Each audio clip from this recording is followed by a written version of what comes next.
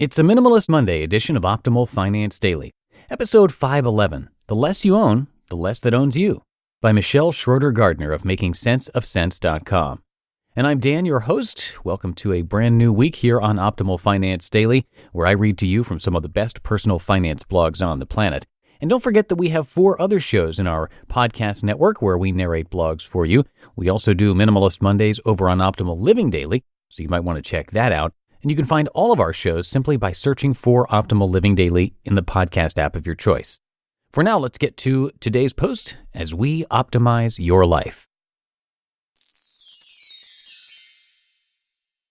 The Less You Own, the Less That Owns You, by Schroeder-Gardner of makingsenseofsense.com.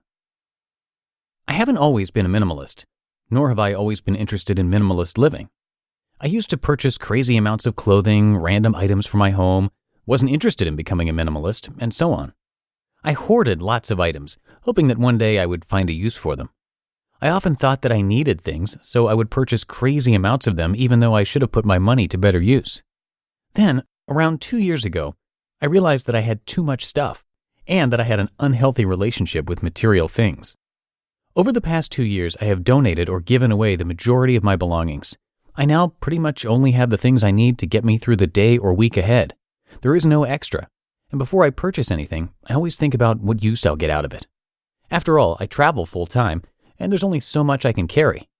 Plus, getting rid of the majority of my belongings has been hard, stressful, and tiring, and I definitely don't want to experience that ever again. I know that not everyone wants to be a minimalist, and I'm not pushing it on anyone. I know that buying stuff isn't all bad, and there are many material things that make life easier and better. Instead, I want to introduce people to the idea of minimalist living, especially since the average person has lots of extra stuff in their lives that they don't need. This can lead to debt, buying things just to impress others, wasting time, and so on.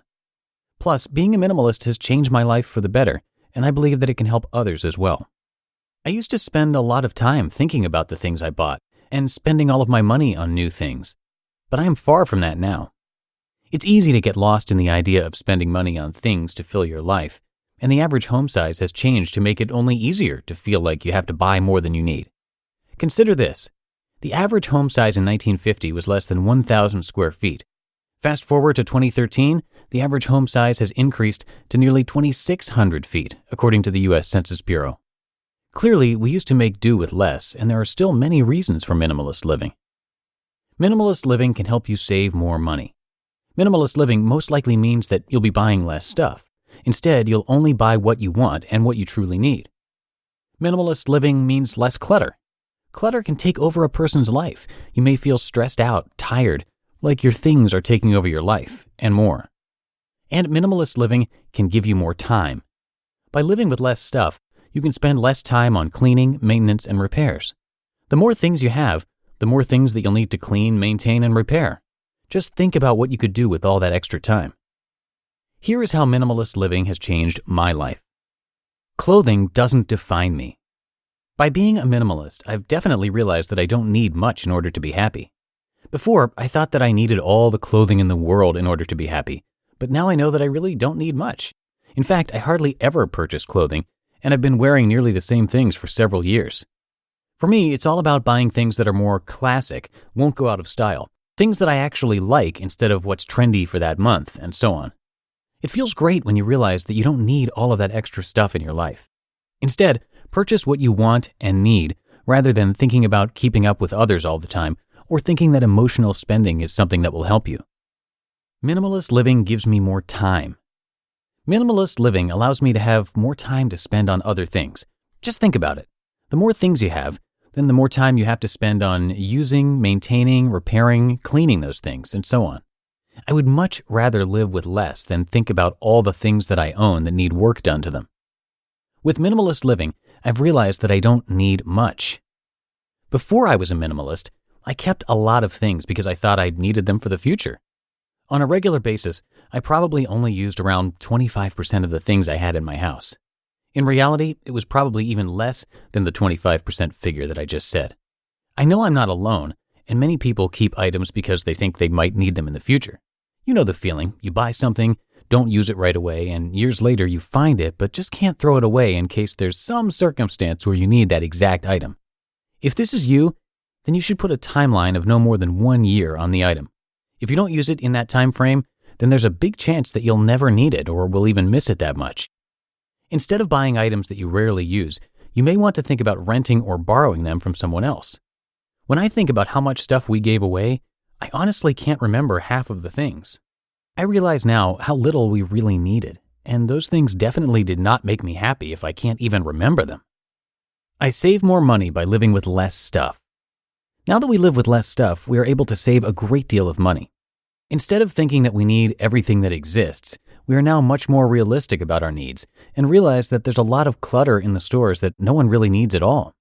Plus, now that I realize how much money I've wasted over the years, I'm able to say no at the store when debating about whether or not I should purchase a certain item, especially one that might create clutter.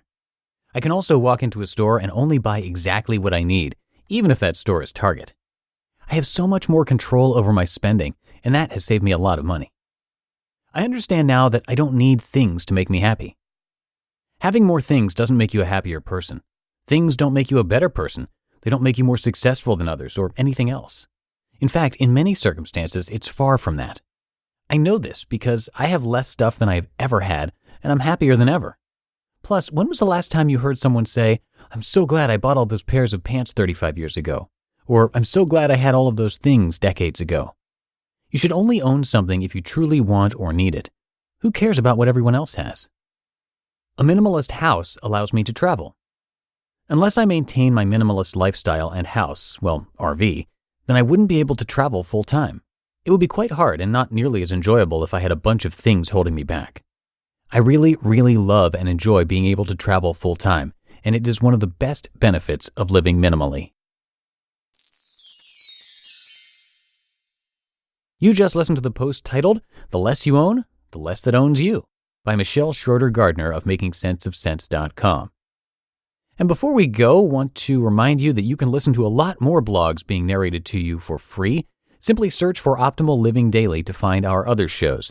We cover personal development, minimalism, health and fitness, business relationships, and much more. Again, just search for Optimal Living Daily in the podcast app of your choice and subscribe for free. And that's a wrap for another Monday episode. I will be back, of course, tomorrow with a post from Financial Samurai. So I'll see you there, where your optimal life awaits.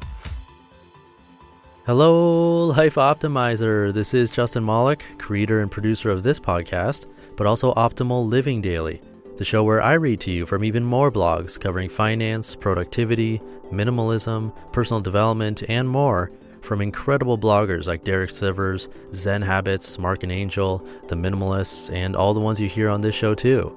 So if you enjoyed today's episode and like taking amazing blogs on the go, come on over to Optimal Living Daily and subscribe to that one too. And together, we'll start optimizing your life. You've been listening to Optimal Finance Daily. Be sure to hit the subscribe button to stay up to date on each new episode and head to oldpodcast.com. That's OLDpodcast.com for a free gift as well as more actionable tips and resources to help you maximize your potential. Thanks for joining us, and remember, your optimal life awaits.